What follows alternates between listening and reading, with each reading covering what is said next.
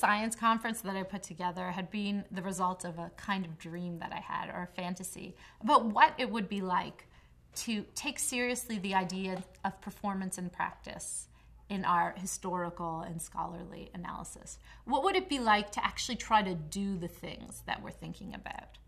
In some cases, this doesn't feel possible, particularly for historians. The things we're talking about happened in the past, and the conditions are so different that it's really challenging to recreate them. So I gathered together a group of scholars from across the world, and we did this two-day symposium, I think, that opened not with a scholarly piece, but with a film, a documentary film by Peter Gallison and Rob Moss called Secrecy. And then we put together a panel with Peter Gallison and two film scholars from the University of Pennsylvania thinking about the film, in particularly around this question of what it means to perform the science that was being investigated in the documentary. What I actually had participants do was make Altoid tins. And so participants received an Altoid tin, and then using a copper sulfate solution and iron-on transfers actually made their own. And so it provided them with an opportunity to really enact this, both the steampunk philosophy of, forming this personal connection to the goods around you, but also the aesthetic. My husband, John Carlos Marino, is a sculptor by training, and so he was there to really help me with, because I think, and as you'll be able to see this in some of the pictures, we were using copper sulfate solution, which in no way is dangerous, but you have to be careful and protect your skin and so on and so forth. So he was really there to help make sure that part went smoothly.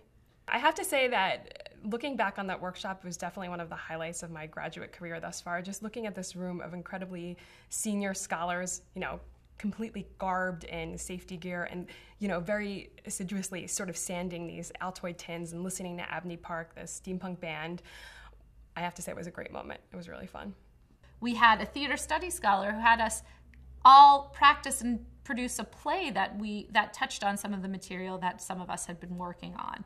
We called in a stage combat coach from the University of the Arts who taught us how to do stage combat. We had a seminar from a stage lighting technician. We had a costume designer come in and help us think through those issues. So the argument was more, let our bodies do some of the research by performing, whatever that might look like.